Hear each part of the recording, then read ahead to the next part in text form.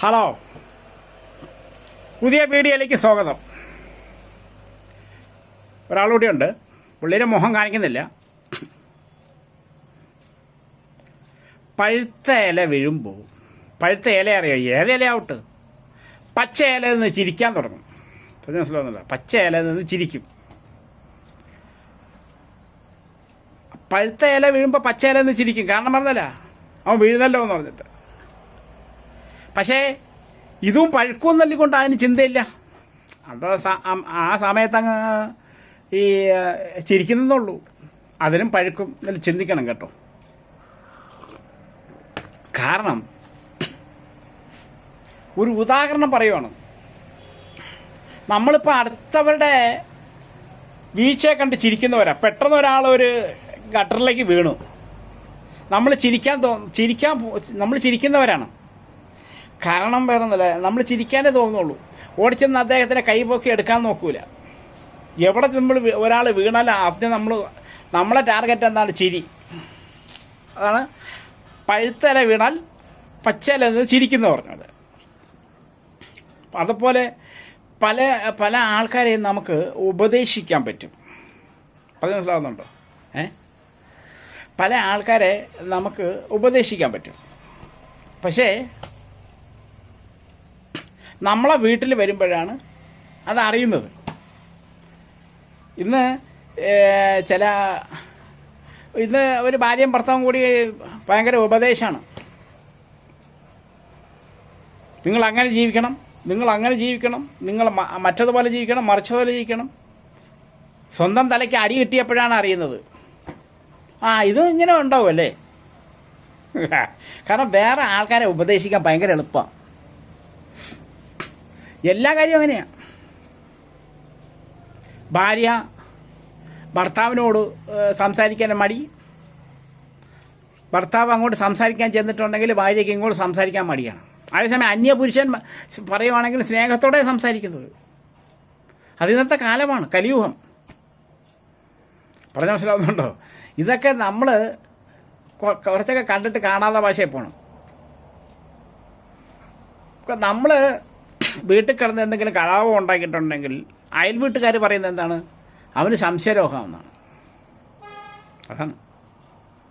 അപ്പുറത്തെ വീട്ടിൽ വഴക്ക് കൂടുവാണെങ്കിൽ നമ്മൾ അത് അങ്ങനെ തന്നെ പറയുള്ളൂ. അതാണ് ഇന്നത്തെ കാലം. നമ്മൾ ഒരുപാട് ആൾക്കാരെ ഉപദേശിക്കാൻ പോയിട്ട് കാര്യമില്ല. നമ്മളെ വീട്ടിൽ ഇത് വരും. മരണം നമുക്കും വരും, നിങ്ങൾക്കും വരും, എല്ലാവർക്കും വരും. മരണം എല്ലാവർക്കും വരും. അത് പല രീതിയിൽ നിന്നുള്ളൂ. എല്ലാവർക്കും ഒരുപോലെ മരണം ഉണ്ടാവില്ല. പല പല രീതിയിലാണ് മരണം വരുന്നത്. പറഞ്ഞാൽ മനസ്സിലാകുന്നുണ്ടോ? എന്നാലോ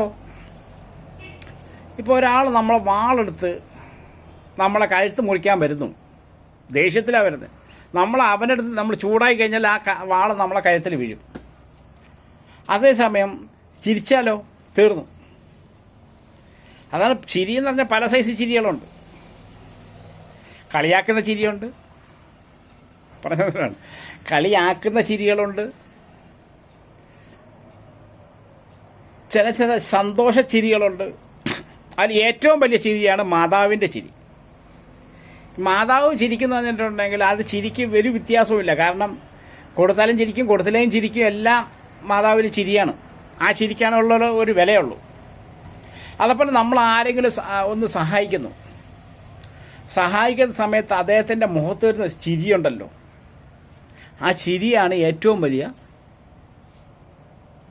അനുഗ്രഹം.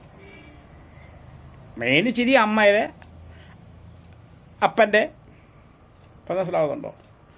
അതിനേക്കാൾ അത് കഴിഞ്ഞിട്ടുള്ള ഓഹരി ചിരിയാണ് അടുത്തന്നെ സഹായിക്കുമ്പോൾ.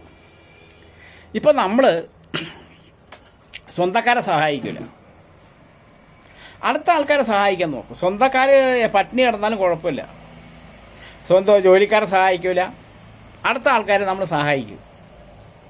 പറഞ്ഞ മനസ്സിലാവുന്നുണ്ടോ?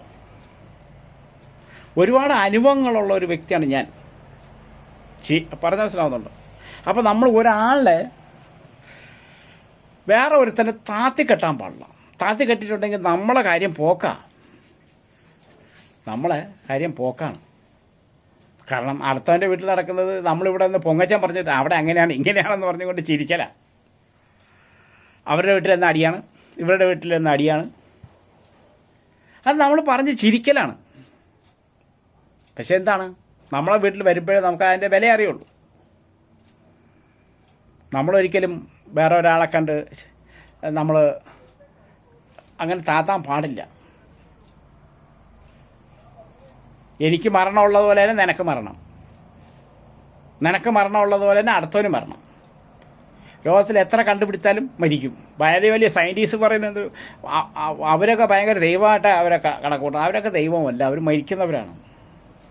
നാൾ ദൈവങ്ങളുണ്ട്, മറ്റു ദൈവങ്ങളുണ്ട്, അവരൊക്കെ മരിക്കുന്നവരാണ്. പറഞ്ഞ മനസ്സിലാവുന്നുണ്ടോ? അപ്പോൾ നമ്മൾ കഴിയുന്നതും അടുത്ത ആളെ, ഇപ്പം 1 കിലോ അരി വാങ്ങിച്ചു കൊടുക്കാൻ നമ്മളെ കൊണ്ട് പറ്റൂല.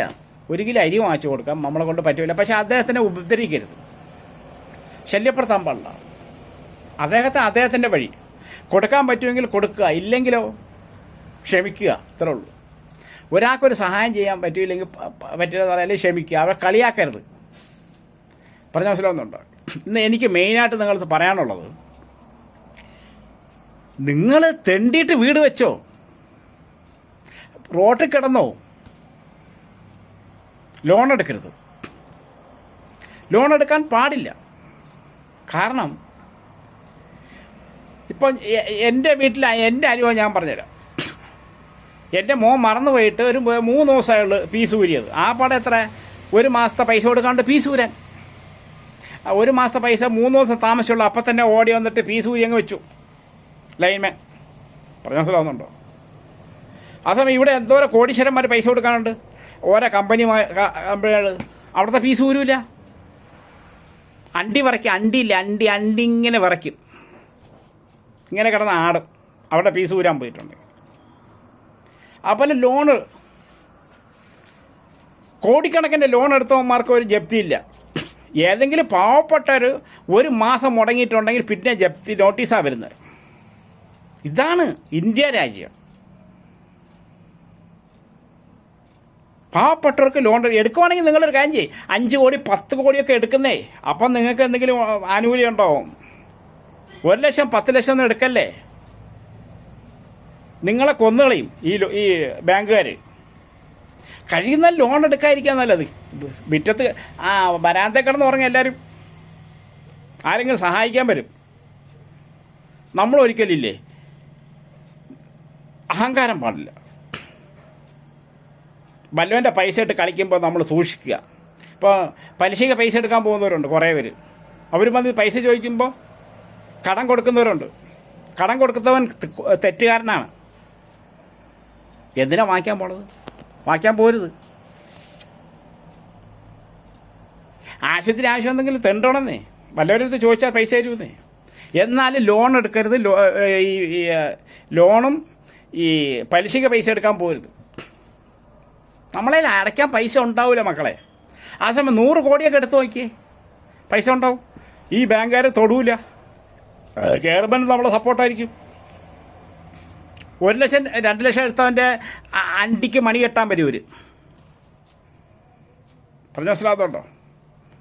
കോടിക്കണക്കിന് ആസ്തി എടുത്തവരൊക്കെ മുങ്ങി നിൽക്കുക. എന്നിട്ട് ആ സ്ഥാപനം കത്തിച്ചിടുക, ആ സാധനങ്ങളെല്ലാം മാറ്റി വെച്ചിട്ട് കത്തിച്ചിടുക. സാർ ഇൻഷുറൻസ് കിട്ടിയല്ലോ, തീർന്നില്ലേ? ഇതാണ് കളി. ഒരിക്കലും ലോൺ എടുക്കരുത്, പലിശയ്ക്ക് പൈസ വാങ്ങിക്കരുത്, ബ്ലേഡിൻ്റെ പൈസ എടുക്കരുത്. ഇല്ലാതെ നിങ്ങൾ ജീവിച്ചു നോക്ക്, നിങ്ങളുടെ ജീവിതം സുരക്ഷിതമാണ്. ചുമ്മാ റോട്ടിൽ കിടന്ന് ഒരു സൈഡിൽ കിടന്ന് നോക്കിയാൽ സുഖമായിട്ട് കിടന്നുറങ്ങാം. ഇത് രാവിലെ എന്നിട്ട് ജപ്തിക്കാരെ പേടിക്കണം, അവരെ പേടിക്കണം, ഇവരെ പേടിക്കണം. എന്തിനാ? പറഞ്ഞ മനസ്സിലാവുന്നുണ്ടോ? വാടക കിടന്നൂടെ? കിടക്കേണ്ട സ്ഥലത്ത് കിടക്കണം, വാടകയ്ക്കും. ഇന്ന് ചിലവന്മാർ വാടകയ്ക്കുന്നതിന് കറക്റ്റ് 1-ാം തീയതി കൊടുത്തില്ലെങ്കിൽ അവൻ്റെ ഒക്കെ മോഹന്ത ഇങ്ങനെ ഇരിക്കും. പറഞ്ഞ മനസ്സിലാവുന്നുണ്ടോ? അപ്പം നിൻ്റെ കൂടെയും കേൾക്കാനാണ് പറയുന്നത്. അപ്പോൾ ആരും ഈ ലോകത്ത് നമ്മൾ അവിടെ നിന്ന് ഇവിടെ നിന്ന് കടം വാങ്ങിച്ചിട്ട് ഉണ്ടാക്കിയിട്ട് കാര്യമില്ല മക്കളെ. നമ്മൾ ഏത് സമയം മരിച്ചു പോകും. നമ്മളെ മക്കളാണ് അതിൻ്റെ ദുരിതം അനുഭവിക്കുന്നത്. നമ്മൾ കടം വാങ്ങിച്ചിട്ടിട്ട് നമ്മളങ്ങ് പോവും, മക്കളെ ആൾക്കാർ ശല്യപ്പെടുത്തും. വേണ്ട എൻ്റെ പൈസ പോണു. ആ പൊലയാടി മോൻ എടുത്തിട്ട് എൻ്റെ മക്കൾ കണ്ടല്ലേ, എൻ്റെ മക്കളെ പ്രാവും. ഏതൊരു കാരണവശാലും ലോൺ എടുക്കരുത് കേട്ടോ. ഓക്കെ.